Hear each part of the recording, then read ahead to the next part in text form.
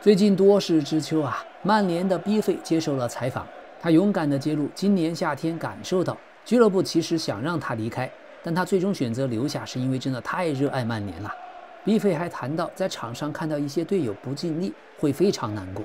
最近，切爾西在主場2-0擊敗了埃弗頓之後，主教練馬雷斯卡在新聞發布會上炮轟。馬雷斯卡說：“自從我加入俱樂部以來，過去48小時是最糟糕的48小時。”因為很多人不支持我們，而今天久違的留神里克·劉易斯終於打滿全場。必須表揚的是，今天情緒控制得相當不錯，對方球員欺負人都騎在他身上了，2分鐘內被2次2個人包夾對抗，哪怕被騎了，劉易斯也控制了情緒，沒有頂回去。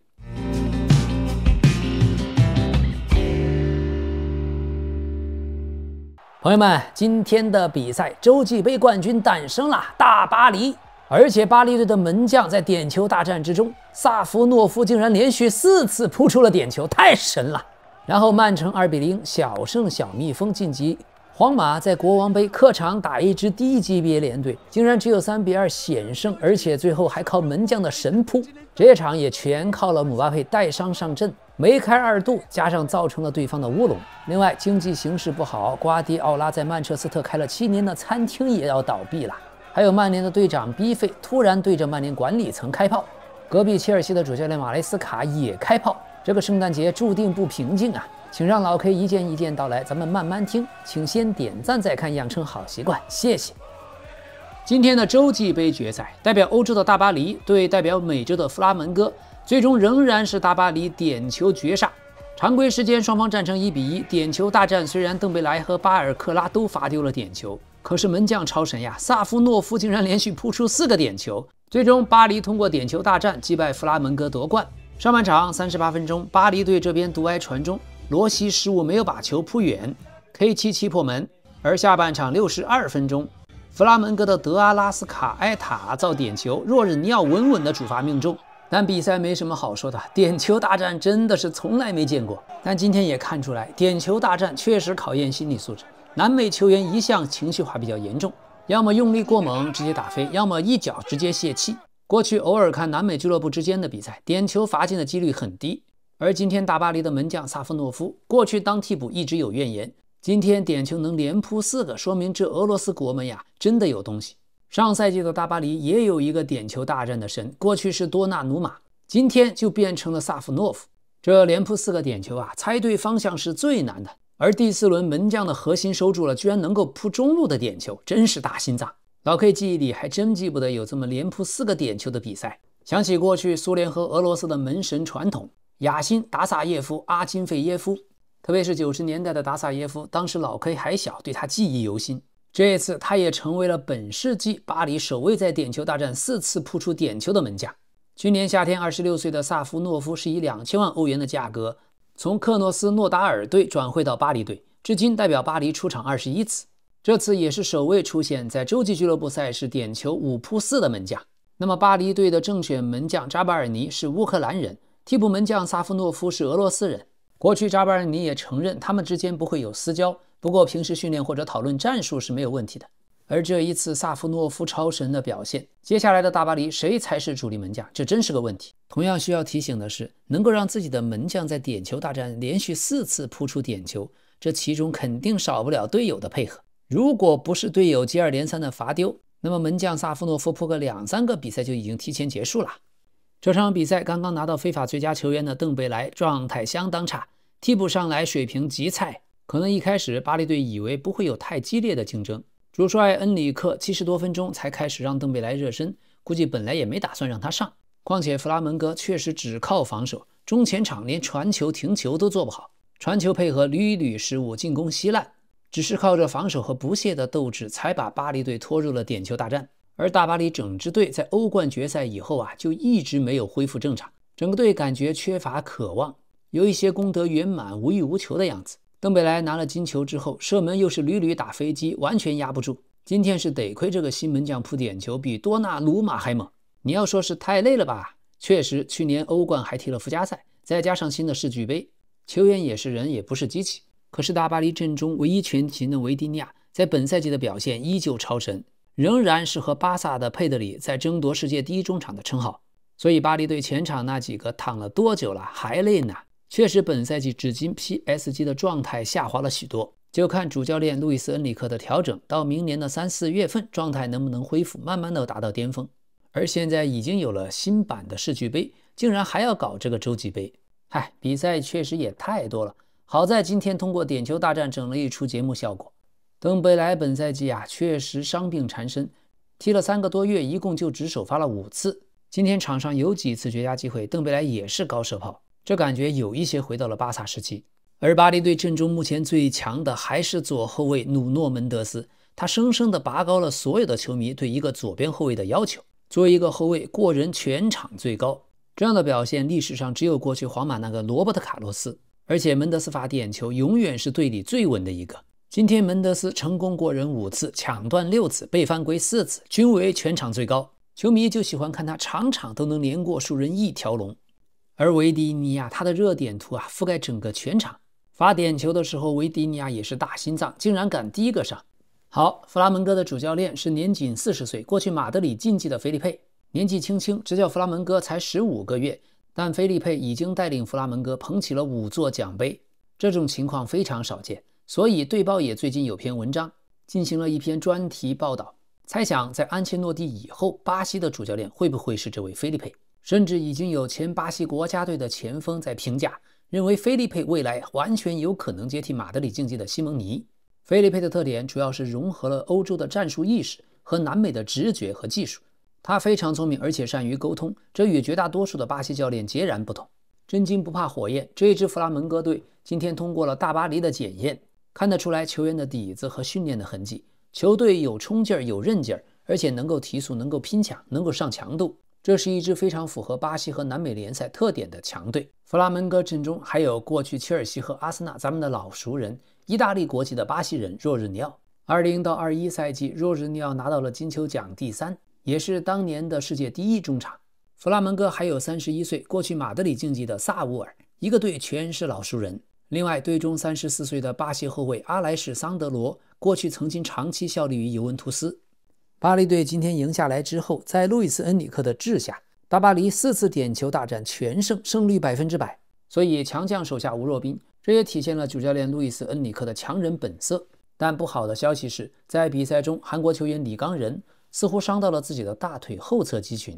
那麼加上他本賽季開始以來，大巴黎的傷病情況持續加劇。今天大巴黎也成為了首支奪得非法俱樂部賽事冠軍的法國球隊。繼2009年的巴塞羅那之後，這也是第2支在單一自然年內奪得了6座冠軍的歐洲頂級聯賽球隊。只是很可惜，本來有機會成為歷史第1支7冠王，但世俱杯決賽卻被切爾西爆冷了。而在亞洲球員的榮譽方面，這一次又是韓國人李剛仁獲得了那麼多冠軍。而不得不提的是，過去曼聯的韓國球星朴智星也有歐冠、歐超杯和世俱杯。但在歷史地位上，李剛仁的順位還是應該排在孫興敏和朴智星後面。所以亞洲足球的版圖，日本隊的成績更好，但個人榮譽方面卻是韓國幾位球星在歐洲混得更好。而今天以17歲10個月，姆巴耶也成為了參加世俱杯決賽第3年輕的球員。今天國王杯，皇馬3-2終於客場險勝塔拉維拉，姆巴佩又再次梅開二度，而且造成了烏龍球。上半場姆巴佩就打入了點球，而且造成了對方的烏龍。但80分鐘，塔拉維拉由阿羅約扳回一城，比分變成了1-2，又有了懸念。好在8分鐘後，姆巴佩遠射再下一城，剛剛梅開二度，但緊接着對方的迪倫佐補射破門，2-3，再度縮小了差距。在讀秒階段，皇馬的門將盧寧獻出了神撲，最終才保住了3-2小勝的結果。哎呀，只能感嘆現在只要是個職業球隊，都能和阿隆索五五開。比分3-2，但場上的局面太亂了。再加上今天是國王杯，比賽轉播的視角非常的激烈，簡單說就像坐在看台上的野球視角一樣，所以看的人頭昏腦脹。再加上皇馬又踢得不好，這打個吸血甲的球隊都能五五開。唉，今天前鋒姆巴佩、門將盧寧都立大功了，沒有他倆的發揮，今天這球要是贏不了，阿隆索又得完蛋。下半場後10分鐘，甚至被對方壓着打，如此劍拔弩張、驚心動魄。我就想啊，世界杯決賽都沒看姆巴佩回防過，今天打個低級別的球隊，竟然讓姆巴佩急得趕緊回防，真怕被絕平。真是丟不起那人呀！踢这種級別的，要是90分鐘解決不了戰鬥，那真是丟人丟到全世界了。所以也是一場有來有回的對攻大戰。如果再多給對方10分鐘，那也許被反超都是有可能的。同樣是打這支塔拉維拉，皇馬的2隊1-0，場面上還比1隊打得更好。怎麼說呢？老 K 姑且認為是比賽太多，球員們真的太累了吧？就這麼一個低水平的對手，竟然首發姆巴佩。要知道姆巴佩的傷並沒有好完，但事後一想，今天如果不首發姆巴佩，要不是靠他一個人造3球，恐怕真贏不了。阿隆索也是真沒轍了，為了自己的帥位，只好如此。所以老 K 過去那句話，過去10幾年也許都沒有看過這麼弱的皇馬。今天看到貢薩洛·加西亞，想想世俱杯那會兒，他確實讓人眼前一亮。但是半個賽季已經過去了，也不知道是曬在板凳上已經屁股着涼了，還是怎麼樣。總之，恩德里克比貢薩洛·加西亞要亮眼多了。恩德里克禁區搶點也不會因為身高矮而吃虧，倒是轉身那一下非常快，向前傳的幾腳也都挺不錯。貢薩洛·加西亞嘛，這賽季踢了幾場，感覺沒有什麼用，即使替補讓他上也是浪費時間，球也停不好，而且一帶就丟。也許太久不踢球，在替補席上真的有影響。反觀恩德里克腳下是真快，開場4分鐘那腳外腳背甚至有迪瑪利亞的影子，傳威脅球甚至比居萊爾強多了。就這個恩德里克完全配踢皇馬的右邊鋒，如此有潛力的球員竟然被摁死在替補席。好在也許東窗就要去里昂了，希望在里昂好好打。恩德里克的能力值得更多的出場機會，踢前鋒的速率還有門前搶點的意識，向前傳球和帶球也非常好。恩德里克如果真去了里昂，必定起飛。而居萊爾今天首發打了77分鐘，老 K 覺得今天打得還可以，傳球成功率95%，而且長傳8次是本場最高。兩腳任意球，居萊爾今天踢的質量也挺好，幾腳長距離的轉移相當有威脅。在今天居萊爾換下去之後，皇馬的中場直接失控。小將居萊爾才20歲，只要加強對抗，未來持續加油就好。今天的國王杯，皇馬的青訓小將戴文·西門尼斯還有豪爾赫·切斯特羅都上演了首秀。這也是後防線上實在沒人了。不過賽後3-2險勝的皇馬主教練阿隆索倒是說，目標就是晉級，所以我很滿意。算了吧，巴薩、馬競、皇馬這2天踢了2個吸血甲，1個吸血乙，3場比賽270分鐘都非常激烈，但3支豪門加在一起最後才淨勝4個球，甚至昨天還有巴薩球迷說巴薩踢的臉都不要了。結果現在一看，巴薩還是3兄弟裡淨勝球最多的。沒關係，聖誕節要到了，比賽這麼多，球星們真的太累，千萬不要有人受傷。好，今天在英格蘭聯賽杯的1/4決賽，坐鎮主場的曼城2-0戰勝了布倫特福德。32分鐘，切爾基轟出了一記世界波。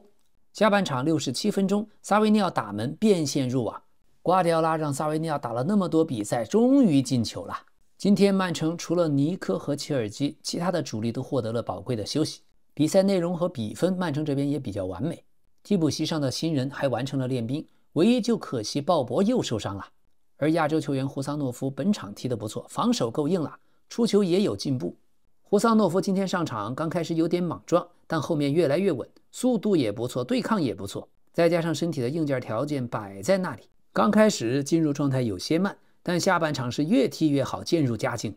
這樣的身體和補防的速度，就可以多和對方纏鬥，卡身位。今天胡桑諾夫的黃牌純是為了阿克補鍋，不能過多的責怪。比賽的經驗偏少，剛開始有一次失誤，可他一個人包攬後防整個中路和右路，單防回追好幾次，爽啊！但凡踢過邊後衛和中後衛的都知道，這種急速的回防斷掉對方的單刀的感覺有多爽。而比賽裡我仔細琢磨了一下賴因德斯，過去他在 AC 米蘭是個 B2B 中場，需要他組織進攻，因為米蘭的防守很差，所以他要進攻防守一把抓，踢得很不錯。可来了曼城，英超的強度不一樣，他現在屬於偏進攻型的中場，前面的組織進攻輪不到他。可是現在沒有羅德里，踢不了单後腰，所以瓜迪奧拉需要他回防。但在英超感覺他不擅長這種全能型中場全攻全守的踢法，所以經常能看到他回防，但是又到不了位，進攻的時候又顯得畏首畏尾，怕丟球，怕被打反擊。所以很多时候赖因德斯就一脚射门結束進攻，但踢了那麼多腳，本賽季23次出場，一共就進了2個球。不過好在本賽季賴因德斯好歹刷了7個助攻。無球的時候賴因德斯容易隱身，持球的賴因德斯看着總是很慌，所以對抗不怎麼樣，射門依舊一坨，也就是能夠拉扯對面的防線了。有時候你不仔細看，你甚至覺得賴因德斯是不是就沒上場。但其實今天萊因德斯不算踢得太差，那個助攻傳的也不錯。相比之下，首發出戰了66分鐘的尼科·岡薩雷斯仍然打得非常好，穩如鐵閘，蛻變太大了。隔2個月前，誰也想不到能變現在這麼強。尼科現在在人群中能夠把球摘出來，非常漂亮，進攻的樞紐。2個人過來防，還能夠盤帶把球再傳出去。關鍵是尼科幾乎是全勤呀，就跟巴薩的佩德里一樣，像一頭驢。好在今天踢了66分鐘，終於讓他休息了一下。而今天久違的留神里科·劉易斯終於打滿全場，必須表揚的是今天情緒控制的相當不錯。對方球員欺負人都騎在他身上了，2分鐘內被2次2個人包夾對抗，哪怕被騎了，劉易斯也控制了情緒，沒有頂回去。看今天劉易斯的防守也不錯，沒有重大失誤，對留神來說就是滿分。而他今天的對抗、護球、摘球的能力也有所提升。那麼曼城陣容裡面現在主要走的是薩維尼奧和劉易斯。最近也有消息，曼城準備聽取对他倆的報價。據說皇家馬德里對薩維尼奧和劉易斯有濃厚的興趣。另外就是奧斯卡·鮑博，薩維尼奧是潛力股，劉易斯和鮑博是青訓出品，一旦賣出去就是純收益。薩維尼奧和劉易斯21歲，鮑博22歲，搞不好薩維尼奧還是賣給熱刺。而劉易斯如果換一個隊，說不定能踢主力。就只有鮑博呀，老 K 看不清楚。就算去一支中游的英超球隊，還是覺得沒什麼前途。今天曼城新的進攻核心切爾基在進球之後，也模仿了哈蘭德的慶祝動作，而且進了1個球，卻是3個慶祝動作，又是滑跪，又是機械舞，又是打坐。切爾基這家伙會整活，而且這一腳遠射也是好帥呀！一停一扣，一波一射，一氣呵成。說真的，有一點德布勞內的影子。現在切爾西出場了17次，9次首發，打進4球，助攻7個。這直接參與的11個進球，也成為了本賽季至今英超今夏轉會窗所有的新援中代表俱樂部直接參與進球數最多的球員。球踢得騷氣，他也被評為隊內本場比賽的最佳球員。OK， 曼城這次也時隔4年再度闖進聯賽杯的半決賽，在瓜帥之下已經13次闖進英格蘭的杯賽半決賽，是所有同期球隊當中最多的。過去瓜迪奧拉拿了2個足總杯，4個聯賽杯，今年就看看會怎麼樣吧。而曼城最近也有不好的消息傳來，主教練瓜迪奧拉在2018年在曼徹斯特城市開了一家餐廳，可是目前由於經濟環境惡化，瓜迪奧拉即將永久的關閉這家已經開了7年的餐廳。過去瓜迪奧拉曾經想這個項目能夠為曼徹斯特贏得首顆米其林星，但現在這個商業夢想已經畫上句號，哈哈。所以50多歲開的店兒也倒了，媳婦兒也跑了，瓜迪奧拉窮的只剩下錢了。最近多事之秋啊，曼聯的逼費接受了採訪，他勇敢地揭露，今年夏天感受到俱樂部其實想讓他離開，但他最終選擇留下，是因為真的太熱愛曼聯了。逼費還談到，在場上看到一些隊友不盡力，會非常難過。逼費說，只要你沒贏得獎杯，無論效力於哪家俱樂部、哪個聯賽，都不會得到應有的重視。我曾經得到過認可，而最該認可我的理應是我效力的俱樂部。不過最近這段時間，我總感覺自己如履薄冰。在英格蘭足壇，當一名球員年過30，俱樂部就會開始盤算陣容重組的事兒。球員就像家具一樣，說換就換。我為此事曾經和 C 羅交流 ，C 羅給了我一些建議，但最終的決定權始終在我手裡。我決定留下是因為真的熱愛曼聯。不過忠誠在如今的足壇已經不像從前那樣被看重了。我本可以在上個轉會窗離隊，那樣也能賺到更多錢。曾經有一次我也差點轉會，具體去哪兒我就不說了。去了的話，大概率能拿到不少獎杯。我最終選擇留下，不僅是出於家庭的考慮，更是因為我打心底裡熱愛曼聯。後來和主教練的談話也讓我下定了留隊的決心。但從俱樂部的態度來看，我能夠感受到一些意味。俱樂部說，你要是走了，對我們來說也不算什麼壞事。這其實讓我有點受傷，與其說是受傷，不如說是難過。因為我自認是一名無可挑剔的球員，始終隨叫隨到，場場出戰，無論狀態好壞都會拼盡全力。可我看到身邊有些隊友並不像我這樣珍視俱樂部，也不會為球隊全力拼搏，這種反差真的讓我很難過。當時聯繫我的是利雅得新月的主席，他直接給我打了電話。魯本內維斯也給我發了消息，說對方想和我談談。他們希望我能加盟利雅得新月，出戰世俱杯。其實早在若热熱蘇斯執教的時期，他們就對我有意思了。2023年的時候，熱蘇斯就曾給我打過電話，我其實沒什麼可抱怨的，在曼聯的薪水已經相當不錯了，但和沙特的報價比起來，差距確實大得驚人。不過錢從來都不是我做決定的首要因素。如果有一天我真要去沙特踢球，那我就會去，我的生活方式會因此改變，孩子們也能在陽光下成長。畢竟在曼徹斯特待了6年，每天不是冷就是雨，而且沙特聯賽也正在不斷的發展，隊裡面也有不少知名的球星。我本可以像很多人那樣耍耍性子說，我要轉會，我不訓練了，趕緊把我賣了吧，能賺個2-3千萬歐元就行，這樣我去那邊就能拿更高的薪水。但我從來沒有這麼做過，也不屑於這麼做，因為我覺得我對俱樂部的這份共情和熱愛是和俱樂部對我的態度是对等的。可事實證明，到了某個階段，在他們眼裡，金錢才是最重要的。我心裡很清楚，俱樂部當時就是想讓我走，我也把這話跟管理層說了，但我覺得他們沒敢真的這麼做，只因為主教練希望我留下。要是我當時鐵了心要走，就算主教練想留我，俱樂部也肯定會放人的。而阿莫林他執教曼聯，對他來說，這是一個艱難的開端。他在葡萄牙體育贏得了一切之後來到這裡，面對的卻是一支士氣極度低落的球隊。我們在歐聯杯的表現不錯，但在聯賽中始終無法保持穩定的發揮。其實我不是球場上最討人嫌的球員，我在球場上的形象總讓人覺得我是個愛抱怨的人。伯納多·席爾瓦其實比我更煩人，不過比席爾瓦有個秘訣，他說話總是很得體，我可做不到。我的問題就在於說話的時候總愛揮舞手臂。曼聯已經不是20年前的曼聯了。最近這幾年，大逼哥逼費確實是唯一的當打之年的世界級球員，也是曼聯唯一的旗幟性的球員。今年夏天如果真的賣了逼費，買了布萊頓的巴萊巴，真不知道這個賽季會怎麼樣。所以今天逼費在採訪的時候能說出這番話，可以想象在曼聯他受了多大的委屈。是的，逼費並不完美，他的防守姿態有問題，喜歡攤手，脾氣在場上也暴躁，還總是丟失球權。可是逼費畢竟是過去10年對曼聯不離不棄，是俱樂部歷史上的一個傳奇。就過去曼聯的隊內環境，他的身邊總是那麼多讓人簡直無法理解的球員。想想換作是我會不會也攤手？能力方面不用說，逼費是英超最好的進攻型中場，甚至為了曼聯他一直在犧牲，位置從影锋踢到了前腰，現在又成了3後衛前面的後腰。可是这個賽季到目前為止，他仍然是曼聯的助攻王，而且不僅是隊內的助攻王，還是全英超的助攻王。上賽季曼聯是英超的第15名，就這樣的一支爛隊，逼費確實大可以遠走高飛去賺大錢，而且俱樂部這麼對他也實在寒心。可他為了自己對曼聯的愛，終於還是選擇留在曼聯。個人覺得這真的是在堅守自己心中對曼聯的愛，我想不出有其他的理由。葡萄牙人從小都生活在陽光沙灘的地中海氣候，到了英國，在英格蘭整天不是下雨就是刮風，10天半個月都見不到一縷陽光，所以逼費的犧牲確實很大。一個如此忠誠、如此耿直，在球場上永遠想贏、永遠拼命，一直在拯救曼聯於水火之中的球員。而且相比之下，曼聯出了那麼多忘恩負義、狼心狗肺的球員，論拼命、論決心、論態度。是的，曼聯最讓人喜歡的2個巨星就是逼費和 C 羅。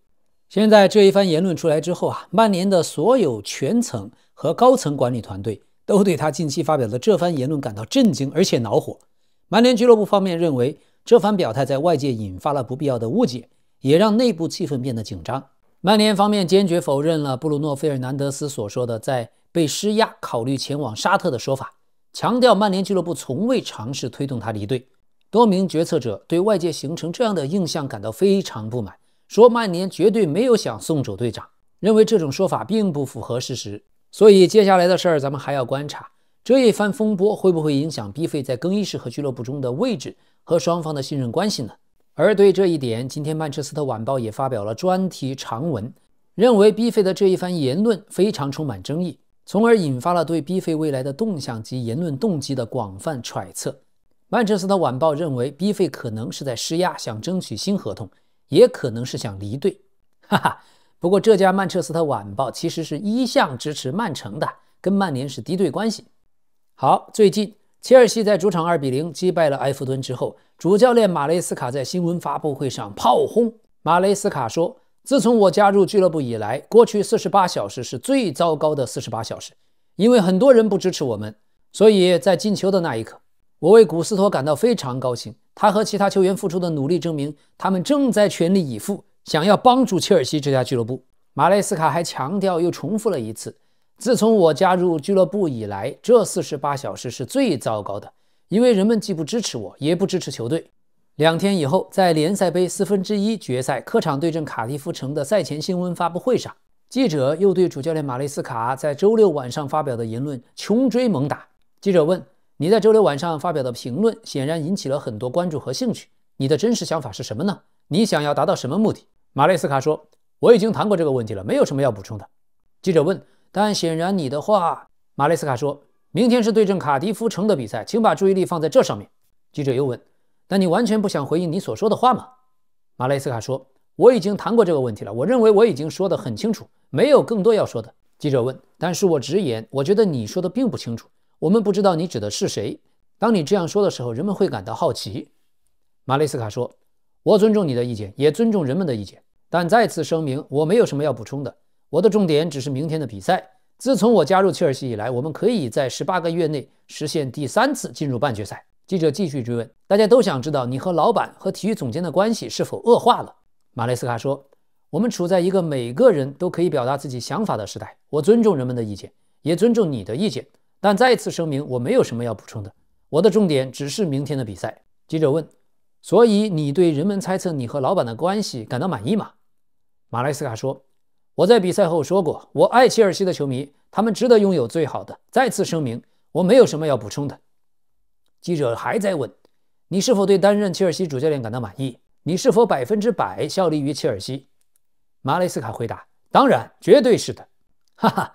隨後在客場3-1擊敗了卡迪夫城晉級以後，賽後記者又問馬雷斯卡：請談談你是否感受到被認可？馬雷斯卡說：今晚的重點應該是我們已經打進了半決賽，從第1天開始，球迷的支持就一直都在。我知道有時候當你贏不了比賽的時候，球迷不開心是很正常的，其實沒有人會開心，但總體來說，焦點應該放在我們贏下了比賽，並且成功晉級半決賽這一點上。哈哈，好吧。隨後根據跟隊記者的消息，切爾西主帥馬雷斯卡這些言論讓俱樂部的一些人很困惑。老板埃格巴利預計將與他面對面溝通，因為5天過去了，人們仍然困惑，這位45歲的意大利人馬雷斯卡為什麼會在新聞發布會上突然爆發，說出那番話。據了解，馬雷斯卡自從戰勝了埃弗頓以來，已經和切爾西的體育管理團隊成員有過交流。目前，切爾西俱樂部只是希望在那麼異常的1周以後恢復正常，把注意力重新集中在足球上。隨着賽季進入年末，還有許多目標要爭取。現在他們在英超排名第4，仍然緊追歐冠前8，同時已經晉級了聯賽杯半決賽，足總杯也即將開打。藍軍方面堅持稱雙方沒有任何衝突。切爾西內部已經就這一場馬雷斯卡風波達成共識，決定就此翻篇。值得注意的是，馬雷斯卡有一份到2029年的合同，俱樂部擁有1年的續約選擇權。而10月份，馬雷斯卡更換了經紀人，現在由知名的門德斯代理。可是，在世俱杯奪冠後，因為馬雷斯卡當時僅僅執教1年，所以藍軍沒有和他續約，沒有讓他獲得新合同。現在切爾西的另外4位高管的合同期限也僅比馬雷斯卡多1年，差距還不算巨大。但有個前提，就是俱樂部必須要行使1年的續約選擇權。如果不行使，那這4位高管的合同期限就會比馬雷斯卡多2年。總之，這一番馬雷斯卡賽後的反應耐人尋味。也許幾個月後1-2年後，我們還會回顧這件事。馬雷斯卡欲言又止的背後，到底想施加什麼壓力？好的，感謝大家對老 K 的支持，謝謝你們的點讚、分享、評論和熱推，咱們明天再見。